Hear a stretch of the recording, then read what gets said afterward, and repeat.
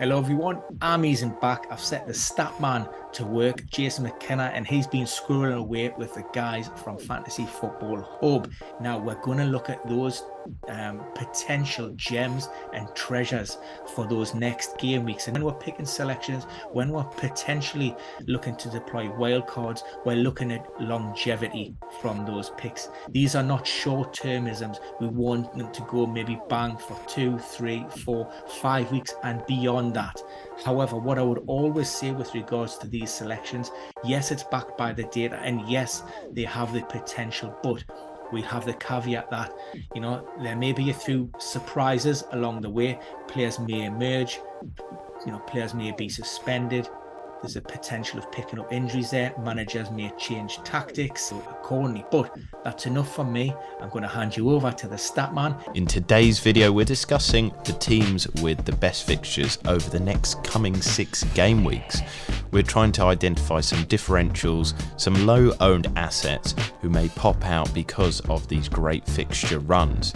Now, we're not going to include every team that has a good fixture run by the data, because teams like Aston Villa and Bournemouth, we don't think people would be interested in.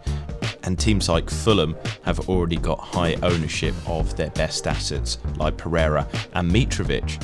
So we're going to turn our attention to the first team, which is Crystal Palace. And there is a lot of attention in their assets.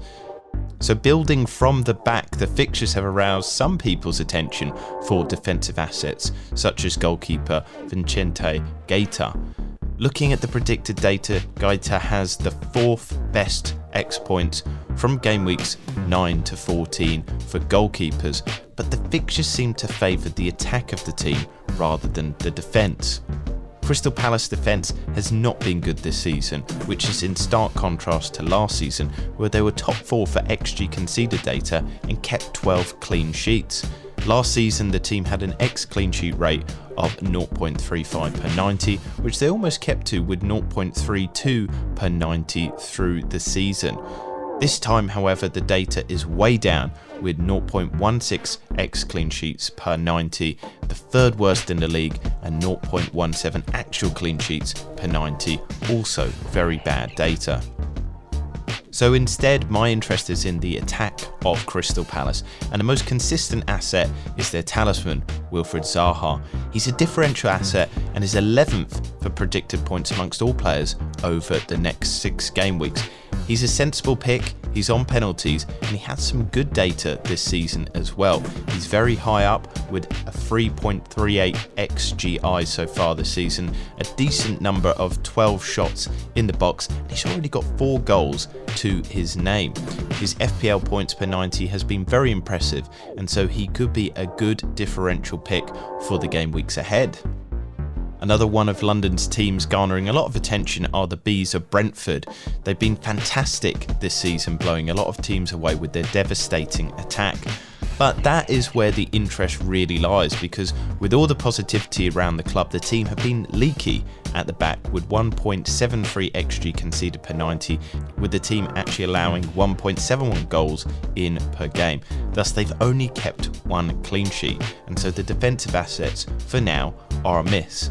The only real attacking asset in the team as well is Ivan Toney, but he's no secret anymore. His differential status has gone as lots of people have moved towards him into their FPL teams. He's played so well this season, and only Manchester City have had more big chances this season than Brentford, so it's no surprise that he's banging in the goals. And we're still keeping on the London-centric vibe here, but we're moving to the Blues of Chelsea. And this one is not backed up by too much data, but they could be a team that offer some great options, especially with a lot of other high-priced and highly owned assets hitting tough fixtures in the game weeks ahead. Chelsea sit in 7th for fixture difficulty over the next 6 game weeks, and there is a lot of justification for investing in attacking and defensive assets. We could be seeing double or triple up. New manager Graham Potter has been brought in, and his focus will be building a strong back line, because Chelsea have been too leaky at the back this season. Looking at the defensive and attacking data, the numbers aren't good for a team that should be in the top 3/top 4 in the Premier League. Chelsea play struggling attacks like Wolves, Aston Villa and Manchester United in their run to game week 14. So first of all, I'd recommend Wesley Fofana. He's an incredible differential with 2.4% ownership and a great way into one of the best defences in the league. Reece James will also have a huge potential, but he is no differential and not being slept on at all. But he does have a boosted clean sheet likelihood, amazing attacking prowess. And at a time when people are reviewing whether to keep Robertson and Trent Alexander-Arnold in their teams, he's a great way to free up some money and put that cash elsewhere in your team whilst having a very high scoring defender. But I'd also like to highlight Raheem Sterling. He and Reece James are neck and neck for predicted points over the next 6 game weeks with a very enticing projection of 5 per match. This puts the two of them in 9th and 10th over the next 6 game weeks. But what also must be said is that Raheem Sterling himself has been, under the surface, really good in attack and has been Chelsea's best attacker this season with 0.7 XGI per 90, plus he's managed a highly impressive 5.92 points per 90. He looks like a great way into a Chelsea attack, and with the fixture swing ahead, he could be a great option. Again, with our focus on differential options on Newcastle United. And I emphasise the differential nature of this because they only sit in 9th for best fixtures of all teams over the next 6 game weeks. But we believe that the predicted points don't take into account how good Newcastle have played recently and also how poor some of their opponents have been. Looking at the strength of Newcastle, you'd say that they're better than almost all of their opponents apart from Tottenham Hotspur in this run up to game week 14. Focusing then on the backline, Nick Pope has been consistent and showing that he is an incredible FPL asset as always.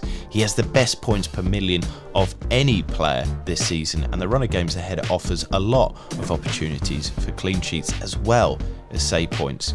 Newcastle's goalkeeper sits 5th for expected points over the next 6, but again reiterating the point that we believe that some of these expected points totals just don't take into consideration how good Newcastle have been. Trippier still remains an essential due to his goal involvement in the attack, but if you don't want to have a goalkeeper transfer, then Fabian Schär offers a great opportunity for picking up clean sheet points and is relatively inexpensive. Looking at a lot of the opponents from game week 9 to 14, you can be confident that Newcastle will keep clean sheets. The likes of Everton, Aston Villa and Manchester United are attacks that have not been firing on all cylinders this season, so the clean sheet points seem very likely indeed. Up top in attack, there also seems to be some good differential options, but because of the injuries at the moment, it's very hard to decide what to do. Alexander Isak and Callum Wilson would be great assets to own for the game week 9 fixture against Fulham, but we just don't know on their fitness at the moment. But if it comes to fruition that Wilson or Isak are fit, they both have very good predicted points over the next 6 game weeks, and Newcastle have also been impressive in their attacking data this season with an easy run of games. Plus the Magpies have had the 5th best XG and 5th most shots in the box this season. Finishing up with the appraisals, many people will be asking the question, why haven't we included Leicester City in this good fixtures list?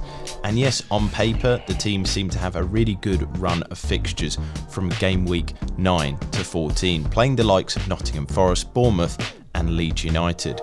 But we at Premier Injuries like to focus on the form and the data, and this time last season Leicester City had a similarly nice run of fixtures and they caught out a lot of FPL managers. The fact of the matter is that Leicester City are really struggling. Their data is relegation level, their attacking data has been pretty poor, and they sit just second from bottom in terms of shots inside the box data, and a lot of their attacking data is bottom half of the table stuff. But the real concern will also be from the fact that they have the second worst defence in terms of XG conceded, and they have had the most goals conceded of all teams this season. They're in free fall at the moment, and so the data and the form would show that investing in their fixtures at the moment just seems to have no basis or rationale. People have touted the likes of Maddison and maybe are looking to punt on some of the Leicester City defensive assets at the moment, but there seems to be no good reason for doing that at the moment, and so we won't include them as one of the best teams over the next 6 game weeks. Jason, fantastic. Plenty meat on the bone there. Lots of options to discuss. That should hopefully promote a little bit discussion, help you understand about where we're coming from, certainly from a data aspect. So thanks again, Jason. If you like that, give us a massive thumbs up. Always helps. And also subscribe to the channel. That's it for now. I hope you're enjoying the international break, and we see you all again very, very soon.